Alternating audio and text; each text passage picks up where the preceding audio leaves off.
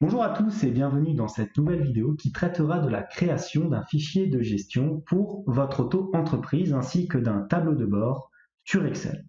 Ce tutoriel, qui sera plus long que d'habitude sur la chaîne, sera réparti en plusieurs vidéos. Ce fichier vous sera notamment utile pour l'analyse de votre activité car il mettra en valeur des indicateurs pertinents qui vous permettront de développer des pistes d'amélioration pour votre petite structure. Mais tout d'abord, si vous souhaitez aller plus loin dans les explications, je vous invite, comme d'habitude, à cliquer sur les liens de formation dans la description de cette vidéo. Et si vous ne souhaitez pas rater mes vidéos sur la comptabilité, la finance et l'utilisation des outils tels qu'Excel dans le monde de l'entreprise, n'hésitez pas à vous abonner à la chaîne.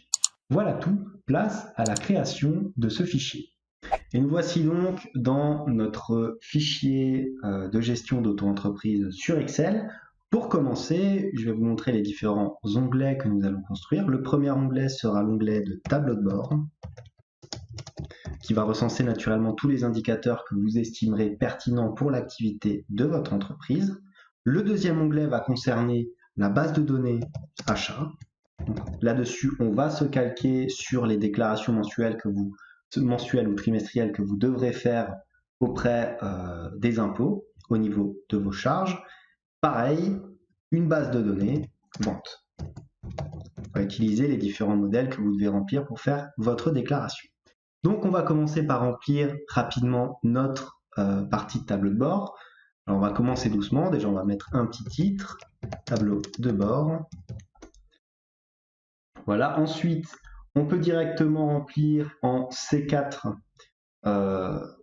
les éléments d'identité de la société, donc nom de la société, puis son adresse, le code postal, la ville, éventuellement l'email de l'entreprise et son numéro de téléphone. Donc voilà pour la petite partie qui concerne l'identité de la société. Ensuite, je vous conseille aussi de mettre dans ce petit cadre les différents types de paiements possibles. Donc on aura par exemple carte bancaire, chèque, espèces, virement, éventuellement PayPal, et bien d'autres. Si vous en avez encore, c'est vous qui allez pouvoir personnaliser cette liste.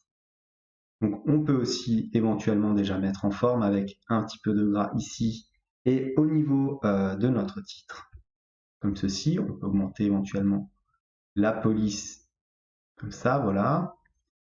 Et maintenant qu'on a fait ça, on va pouvoir aller sur notre onglet de base de données achat, donc notre premier onglet ici de base de données achat.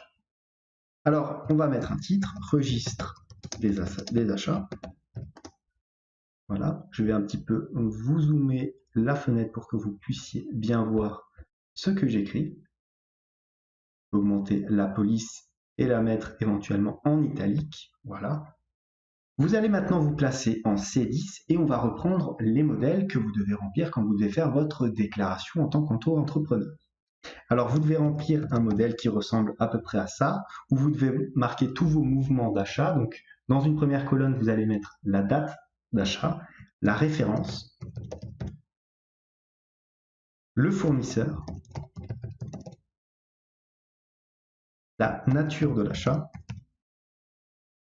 le montant naturellement, et bien sûr le règlement, le type de règlement. Donc par exemple, j'ai acheté le 12 janvier 2021. Référence, donc on va mettre un 0001, comme ceci. N'oubliez pas de mettre ce petit élément-là pour faire apparaître un numéro comme ceci au format texte. Le fournisseur, alors, on va partir du principe que c'est une auto-entreprise qui travaille dans le bâtiment. Donc, admettez que je sois un auto-entrepreneur qui travaille dans le bâtiment. Donc, on va mettre par exemple Brico Dépôt. La nature, allez, un achat de peinture. Le montant, on va mettre 200 € et le type de règlement ici qu'on va choisir. Alors déjà, la colonne E, on va la sélectionner et on va y appliquer un format nombre comptabilité. Comme ça, on aura le montant directement en euros. Ensuite, on va sélectionner notre titre et on va centrer tous les éléments.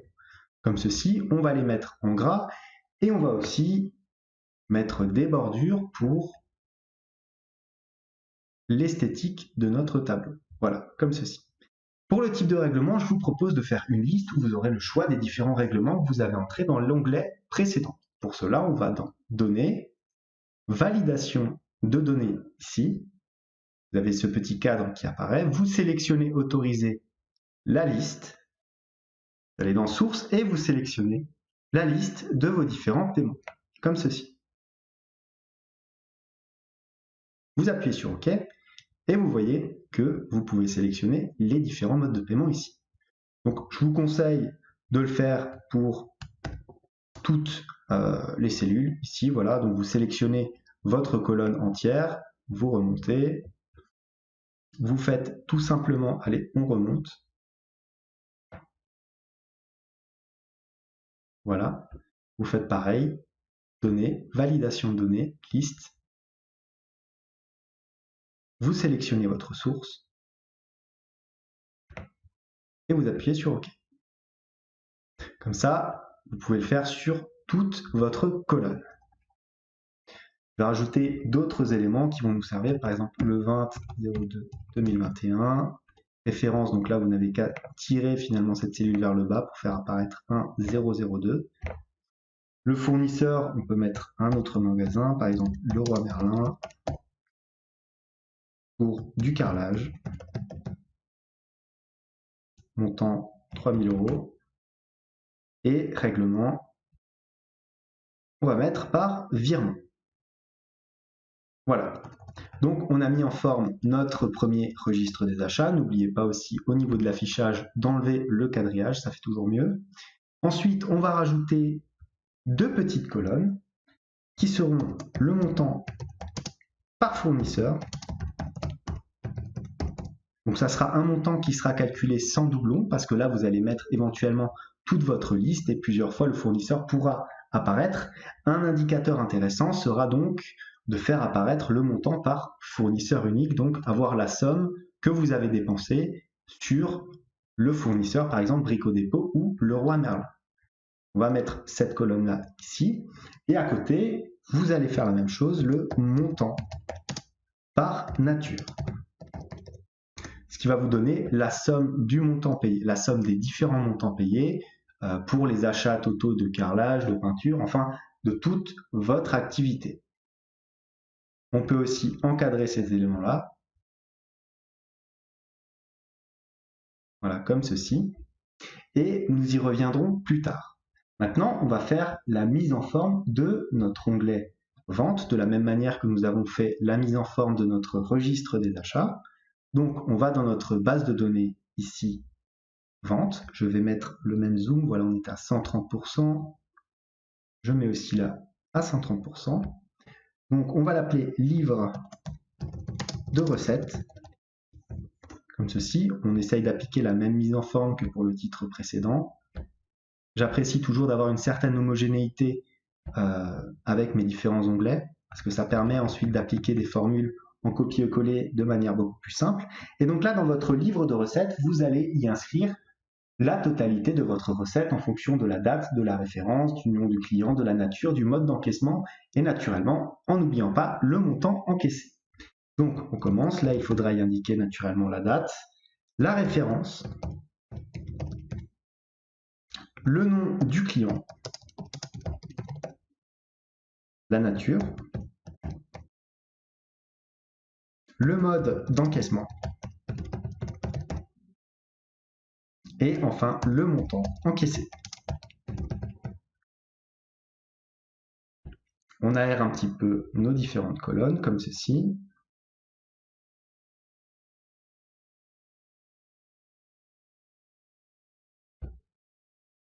Voilà. On va aussi rajouter ici en colonne H le montant par client. Ça va fonctionner exactement de la même manière que l'onglet précédent, hein, c'est-à-dire qu'on va avoir pour un client le montant global des montants encaissés. Donc ça nous permettra d'éviter les doublons dans la liste. Ensuite, nous avons pareil le montant par nature. S'il s'agit par exemple d'un achat-revente ou d'une prestation de service, comme ceci.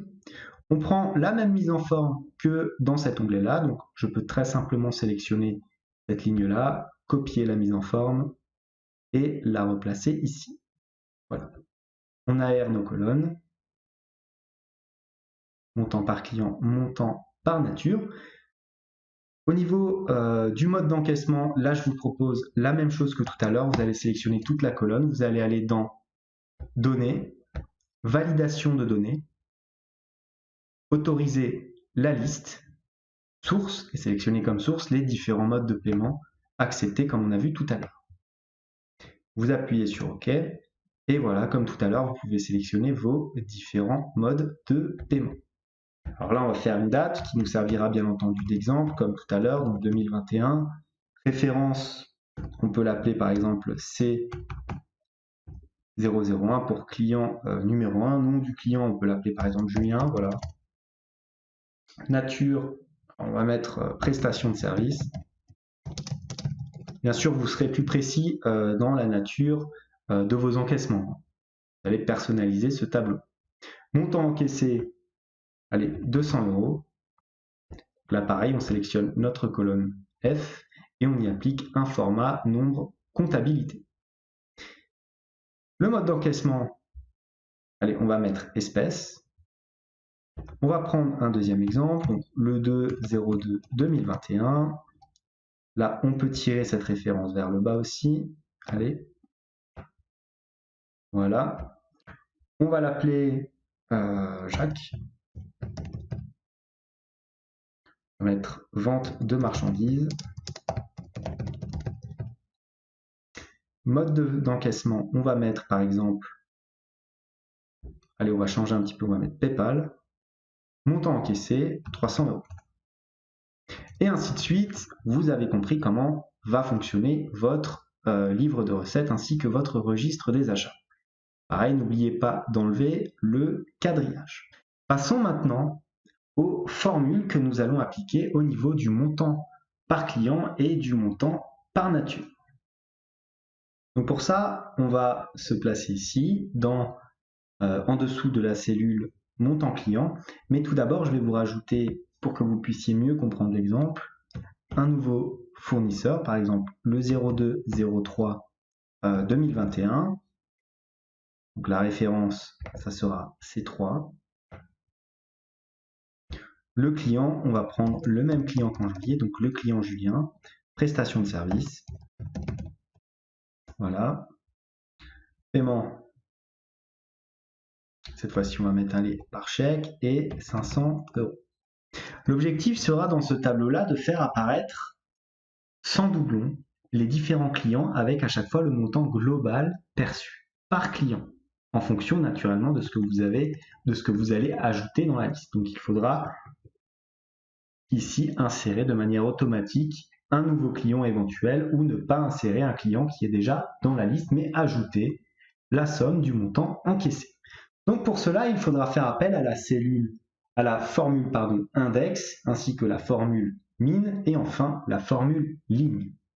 Je vous montre ça tout de suite. Donc pour faire apparaître de manière unique le client ici, ainsi que le montant global perçu par lui, il faut utiliser égal index, fonction index qui permettra naturellement de chercher une donnée. Index de quoi? De la colonne C ici. Colonne C que vous allez figer via des dollars pour qu'elle ne puisse pas bouger, comme ceci et comme ceci.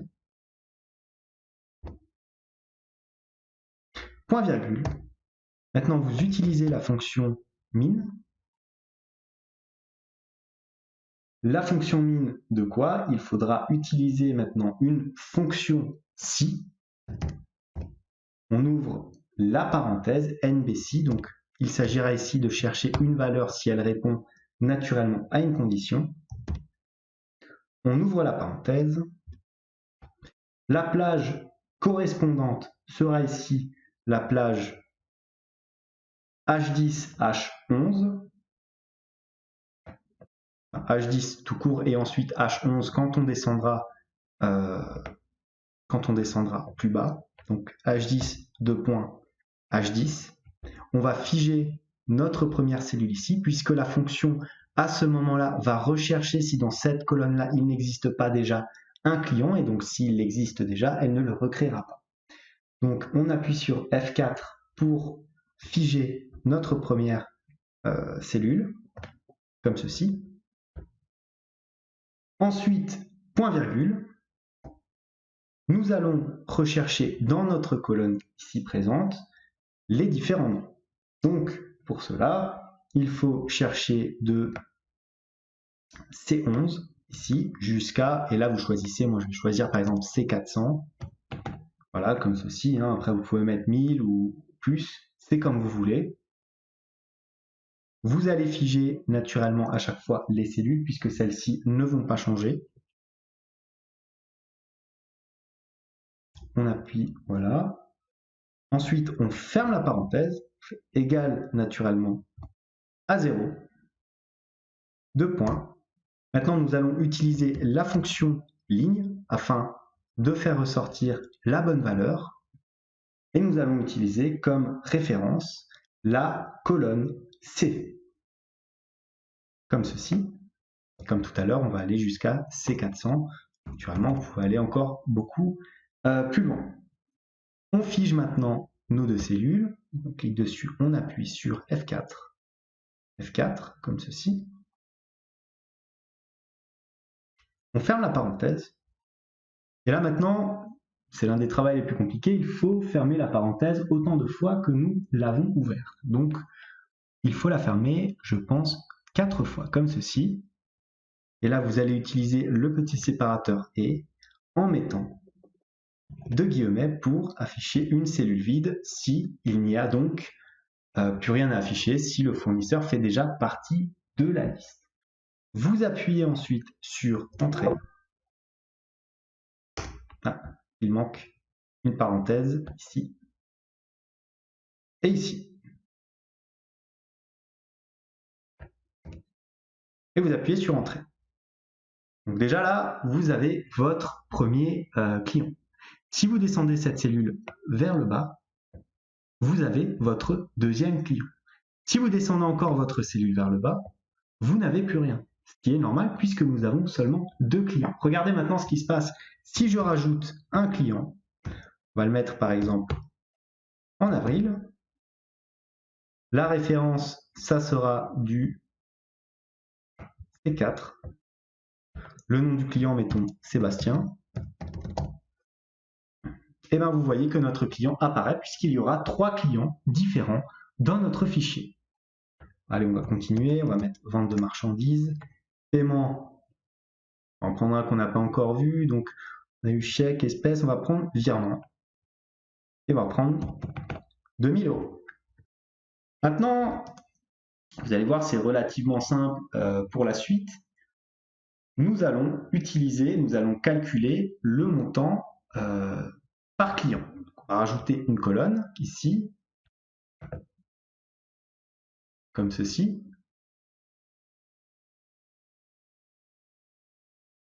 On va fusionner notre plage.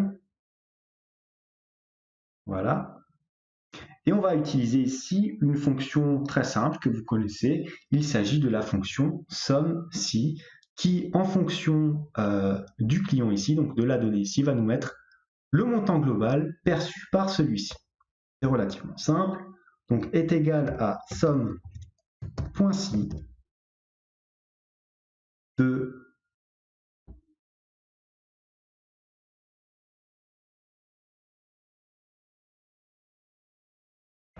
on va sélectionner la plage, donc C11A, et là vous descendez jusqu'à, comme on l'a vu tout à l'heure, C400, comme ceci. Vous figez naturellement les cellules, F4 et F4, point virgule, Vous recherchez éventuellement ici votre prénom. Là, vous ne figez pas la cellule parce que quand vous allez la descendre vers le bas, ça va automatiquement sélectionner le prénom correspondant. Point virgule, et là, vous sélectionnez la colonne des montants encaissés, donc ce qui sera assommé sur votre plage. Pareil, vous descendez jusqu'à la cellule 400 et vous figez naturellement votre colonne pour pas qu'il n'y ait d'erreur. Comme ceci, comme ceci. Ensuite, vous fermez la parenthèse et vous appuyez sur Entrée. Vous tombez sur 700. Alors, on vérifie. Julien, on a bien affaire à 200 plus 500. Donc, on est bon à ce niveau-là. Vous sélectionnez aussi la colonne afin d'y appliquer un nombre format comptabilité. Voilà. Et vous pouvez descendre cette formule. On se retrouve bien avec 300 et 2000. Regardez, si je la descends encore un peu, ça nous donne un 0, ce qui est tout à fait normal. Par contre, ce que je vous conseille de faire pour votre formule, c'est de ne pas afficher 0 lorsqu'il n'y a pas de prénom, mais d'afficher un espace vide. Donc pour ça, c'est très simple. Vous ajoutez un petit si la valeur en colonne H est égale à une cellule vide, alors vous affichez une cellule vide. Sinon, vous appliquez la formule. N'oubliez pas la parenthèse de fin et vous appuyez sur Entrée. Vous pouvez descendre votre formule relativement bas, on va la descendre jusqu'à la ligne à peu près 50, comme ceci. Vous faites pareil avec votre formule ici de prénom, afin que vous puissiez avoir assez de marge dans votre tableau. Alors, on va le faire à peu près sur les 50.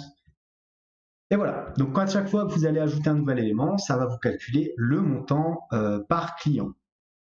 Passons à présent au montant par nature. Alors pour le montant par nature, vous allez voir, c'est exactement le même principe que le montant par client, sauf que cette fois-ci, on va diviser ça par la nature des différents encaissements.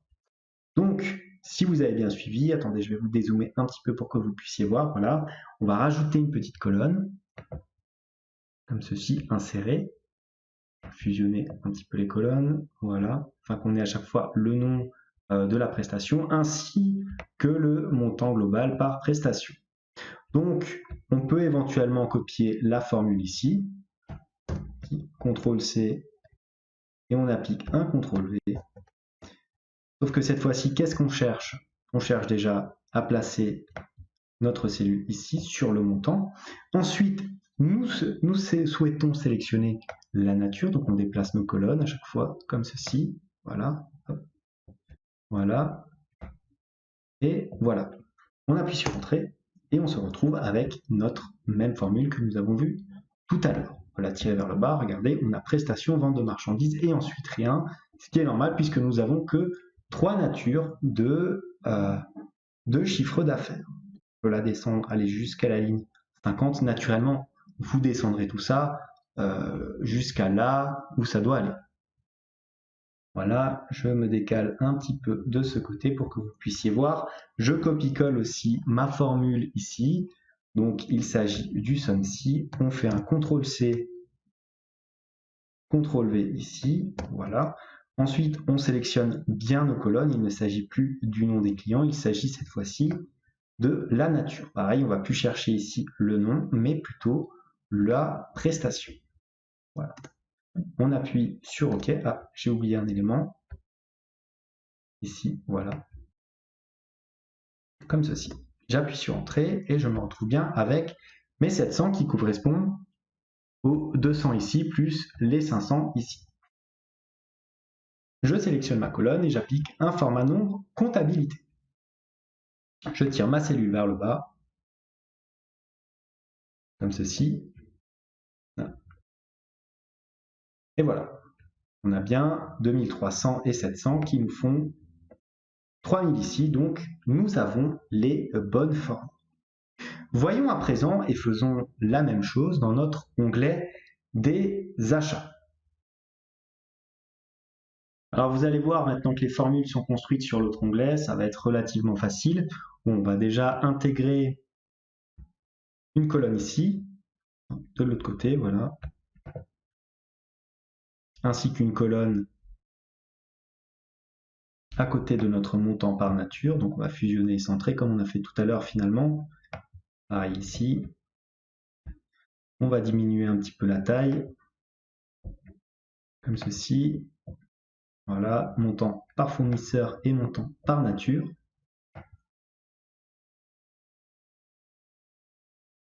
On copie la mise en forme. Et voilà. On va chercher maintenant le montant par fournisseur comme on a fait tout à l'heure. Donc, étant donné qu'on a assez standardisé nos différents onglets, on peut donc copier notre formule de manière assez simple. On va faire un petit CTRL-C, CTRL-V dans notre onglet achat, comme ceci. On regarde si ça tombe bien sur la bonne colonne. Donc effectivement, nous cherchons le fournisseur. Nous appliquons maintenant la fonction somme-ci ici, CTRL-C, ici au format achat. La colonne n'est pas exactement la même, donc il faut bien faire en sorte que la matrice de retour soit le montant payé. Voilà. Comme ceci, on sélectionne aussi la colonne I et on y applique un format nombre comptabilité. Pour le montant par nature, pareil, on copie la formule, là encore. CTRL-C, CTRL-V. Nous avons bien peinture et carrelage. Si on tire 3 fois, nous n'avons plus rien, ce qui est normal puisque nous avons deux natures différentes. Et nous allons chercher à présent le montant correspondant. I, voilà, CTRL-C.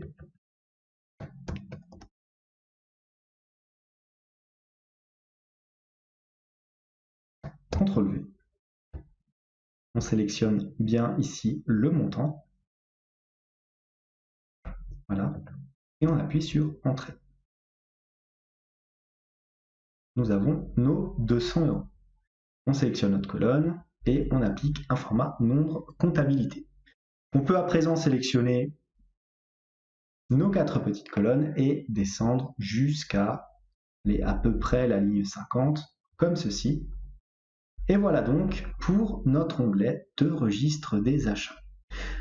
Comme vous avez pu le voir, on a donc deux onglets qui nous donnent nos différents fournisseurs, nous donnent le montant par fournisseur global, le montant par nature d'achat et de recettes. Ces deux éléments sont extrêmement importants pour la suite de notre tableau de bord puisqu'ils nous permettront de calculer des indicateurs extrêmement pertinents. Mais on va s'arrêter là parce que je pense que ces formules sont assez compliquées pour vous laisser un petit peu de temps pour digérer cette vidéo. Donc je vous donne rendez-vous dans une prochaine vidéo où là véritablement on va s'attaquer aux différents graphiques de notre tableau de bord en s'appuyant naturellement sur les différents calculs effectués sur notre base de données. Donc comme d'habitude, si vous avez aimé cette vidéo, n'hésitez pas à la liker, à éventuellement la partager, à vous abonner à la chaîne. En tout cas, moi je vous dis à la prochaine pour la suite de ce tutoriel.